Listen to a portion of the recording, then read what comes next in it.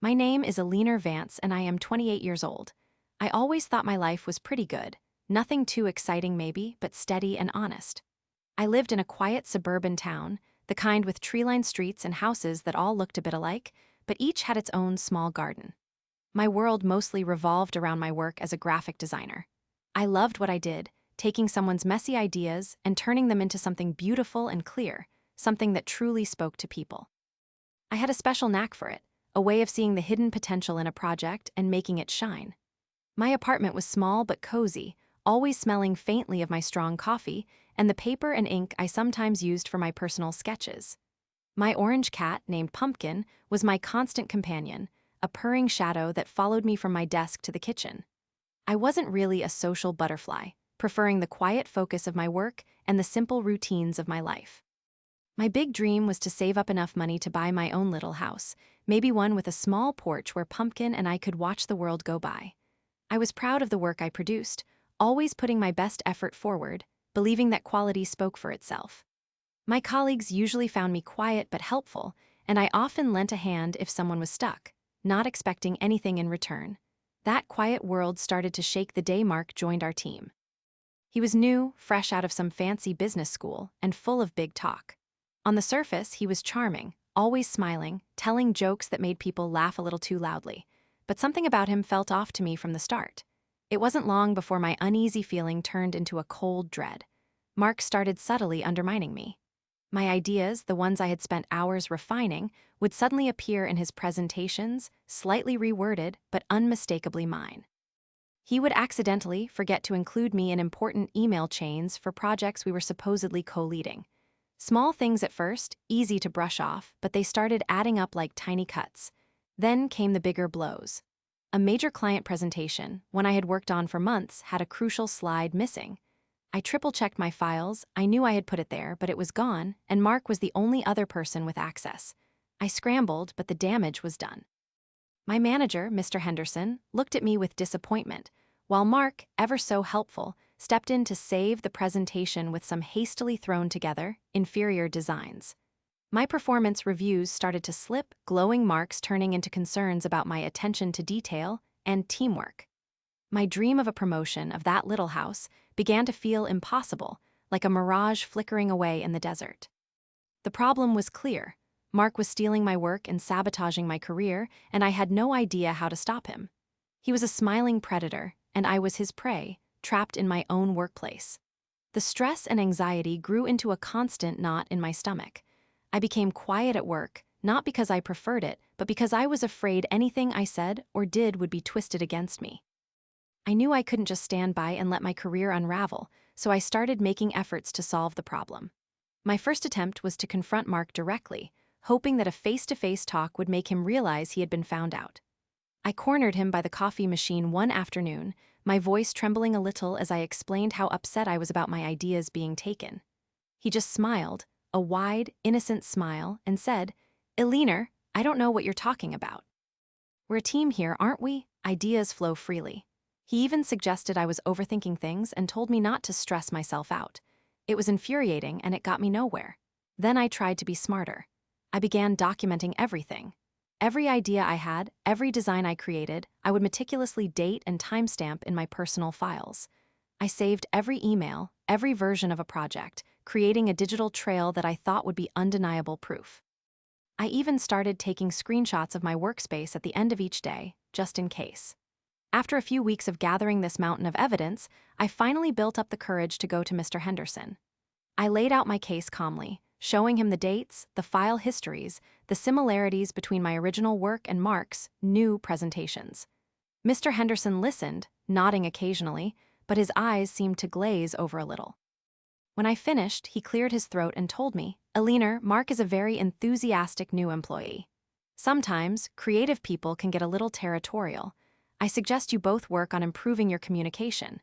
This company values teamwork, not accusations." He actually made me feel like I was the problem. It was like hitting a brick wall made of smiles and corporate jargon. That meeting didn't just fail, it made everything worse. Mark, it turned out, was even more cunning than I had given him credit for. He must have sensed my attempt to expose him, because his tactics escalated dramatically. He started spreading rumors about me. I'd walk past the water cooler and hear hushed whispers about me being difficult or uncooperative. Colleagues who used to be friendly suddenly seemed distant, their eyes avoiding mine. He started subtly sabotaging my daily work, too. Important emails from clients would be accidentally deleted from our shared inbox, project files would be renamed or moved to obscure folders, making me miss deadlines or look disorganized. One morning, I arrived at my desk to find a sticky note on my monitor, written in a strange, childish hand that simply said, "Looser." It took me a moment to realize it was misspelled, meant to say loser, and a cold shiver ran down my spine. It felt personal, a direct jab. The final blow came with the Horizon project, a massive undertaking that could have been my ticket to that promotion and that little house. I poured my heart and soul into it, working late nights, perfecting every detail. Just hours before the final presentation to the company's biggest potential client, I found that my entire presentation deck, the one with all the animations and high-resolution graphics, had been completely corrupted. It was unusable. I frantically tried to recover it, but it was gone, overwritten with gibberish. Mark, of course, was right there, offering his backup presentation, which was a pale, rushed imitation of my work. The client meeting was a disaster. We lost the project, and I was publicly humiliated, facing Mr. Henderson's stony glare. He told me my performance was unacceptable and that my job was under review. I felt like a ghost, walking through the office with everyone staring, whispering. My reputation was in tatters, my career was on the brink, and my mental health felt like shattered glass. I would cry myself to sleep, the knot in my stomach a constant ache. I felt utterly alone, completely trapped, and absolutely certain that all was lost. This was my lowest point, a dark pit where hope couldn't reach. But even in that dark pit, a tiny spark of something cold and hard, began to glow. I realized that playing by the rules, using logic and evidence, was never going to work against someone like Mark. He lived in a different kind of world, one built on manipulation and deceit. If I wanted to win, I had to play his game, but play it better. I began to watch him, really watch him, studying his patterns, his tells, his arrogant overconfidence. I noticed how he always seemed to swoop in to help when things went wrong, always positioning himself as the hero. He also relied heavily on my creative talent, even if he stole it. He was a performer, not a creator. I concocted a plan, something devious, something that used my design skills against him, turning my greatest strength into his ultimate downfall. I started to act defeated, walking with slumped shoulders, looking tired and unengaged. I wanted him to feel absolutely certain he had won, to make him drop his guard. This made Mark bolder, more careless. He even started making snide comments to me, openly enjoying my misery. My plan involved a new, highly confidential project that was supposedly going to be presented to a prestigious, secretive tech startup. I knew Mark would be unable to resist stealing credit for something so high-profile. I spent days creating an elaborate, fake presentation for this imaginary client. It was beautiful, stunning even, filled with cutting-edge graphics and innovative design concepts, all the things Mark loved to take credit for. But deep within the layers of its design, hidden in the metadata of every image, woven into the very fabric of the file, I embedded my revenge. I created a unique, almost invisible digital watermark, a tiny, intricate symbol that was my signature, unique to me, designed to be almost impossible to detect without special software. And then I added another layer, a specific, intentionally flawed font choice, a subtle, almost unnoticeable mistake in the kerning, something only a true design expert would spot as an error. It was my digital fingerprint and my trap.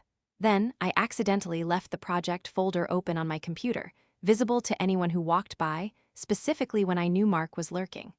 I even made sure to leave my computer unlocked for a short moment, pretending to rush off to the restroom. It was the perfect bait. Mark, with his insatiable greed for glory, took it. I saw him, out of the corner of my eye, lingering at my desk, then quickly copying the files to his flash drive when he thought no one was looking.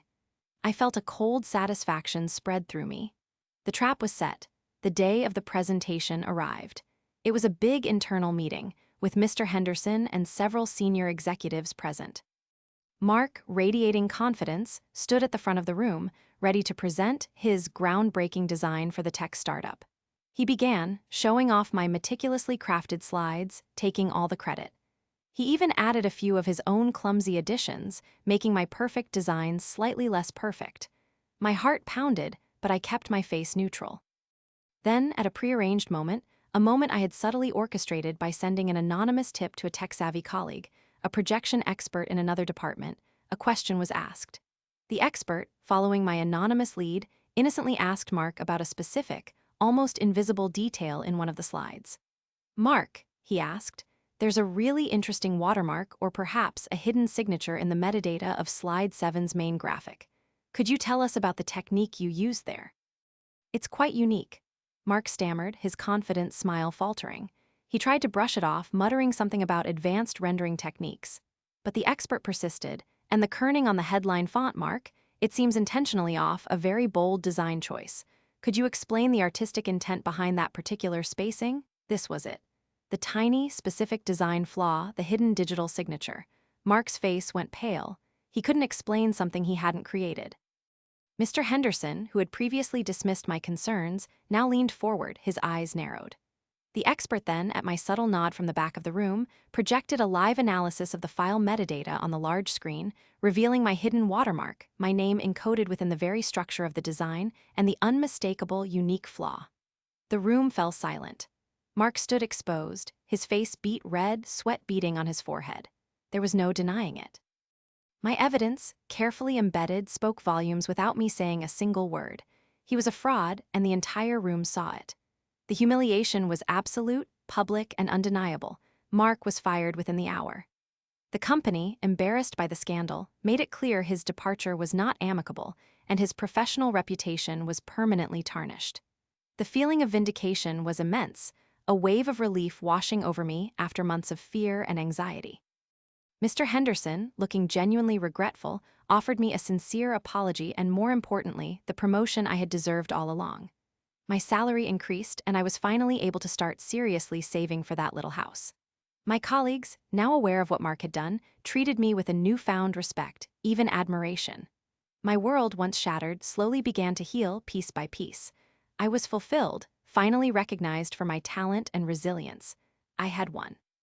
But the consequences of my choice, of descending into the same manipulative game Mark played, were not entirely what I expected. A few weeks after everything settled down, a small, unmarked package arrived at my apartment. Inside was a simple, elegant frame containing a single image, a perfectly rendered graphic of my unique, hidden digital watermark, the very one I had used to trap Mark, but reversed, as if looking at it through a dark mirror. There was no note, no message, just that chilling image. It was dropped into my personal email address, one I rarely used, completely separate from work. A cold dread seeped into my bones. Someone else had seen my move, someone else had not only detected my hidden signature, but understood its purpose. It was a silent message, implying that while I had won this battle, I had also revealed my hand, that my cunning had been observed, and perhaps that I was now a player in a much larger, more dangerous game, watched by unseen eyes. The victory was sweet, but the lingering chill of that reversed watermark told me that the shadows of manipulation never truly disappear, and sometimes, winning one game just means you've been invited to another.